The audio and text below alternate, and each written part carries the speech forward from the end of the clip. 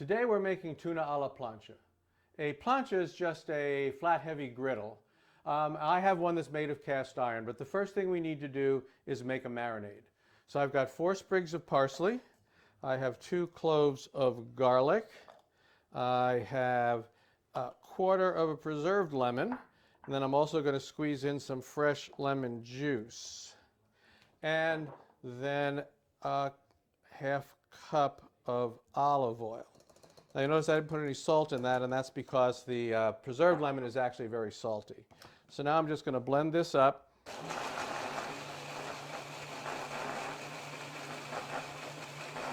There we go. And what I have here in this bag is about 3/4 of a pound of tuna cut into kind of like bite-sized cubes. So I'm going to I'm just going to pour the marinade in here into this bag. It gets all around the tuna. Okay. And then I'm going to seal the bag up in this chamber vacuum sealer. You don't need to use one of these. You could just put it in the marinade and let it sit. It'll probably take about 30 to 60 minutes to marinate just sitting in the fridge. By using this technique here, what I can do is it'll probably just take about 10 or 15 minutes because this vacuum sealer is going to get the tuna to absorb all of that marinade very quickly. So I'm just going to let this run its course here until it sucks it closed. What happens then after that, I'm just going to take the sealed bag. I'm going to put it in the fridge, like I said, for about 10 or 15 minutes, and then we'll come back and we'll just cook it up. So I'm going to see you in, about 10 or 15 minutes. Okay, I removed the fish from the marinating bag. I have a tiny bit of oil on my plancha. You can see it's nice and hot. It's really hot smoking because we're not going to cook these for very long. Just going to slap them on here. These lovely pieces. I patted them dry. Okay, I'll stick them on the hot plancha. And I want them nice and rare. Please, don't overcook if you make this. Don't overcook. You just need to sear it a little bit on both sides and get that nice.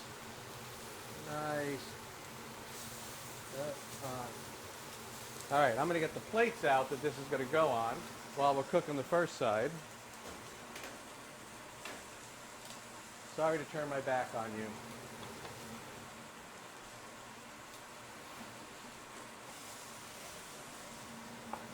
Okay. So that's pretty much, one side's pretty much done. I got to grab my tongs. What did I do with my tongs? I put them here. All right. I'm just going to flip them over. See, I'm getting that nice little sear on them. Just a little crust. Yep, that's all. And I don't want to overcook these. And I'm just going to cook them on 2 sides. They're really small. I don't need to rotate them around or anything. That. And like that. That. So pretty quick once you get going on this. Just a few things. What we're serving them with here, got some just plain basmati rice, just cooked with a little bit of butter, a little bit of salt.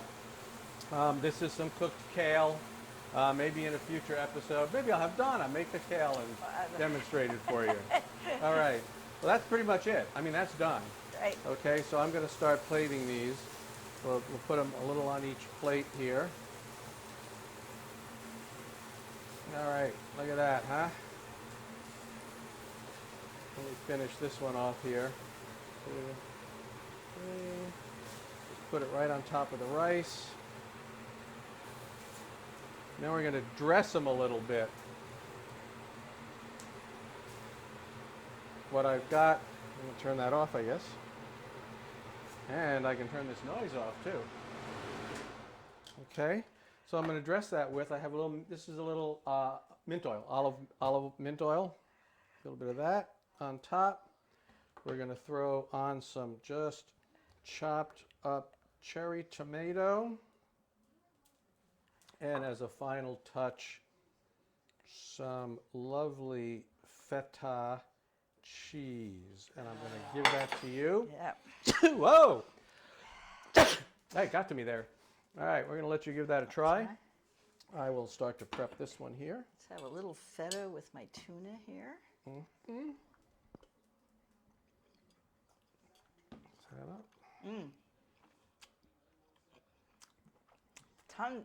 Tons of flavor in that crust, and it's really tender and moist and nice and rare inside. Well, because you were nice, you get some extra. Because you would give it a good review, you get some extra feta. Some of that might find its way over to the kale. So. Okay.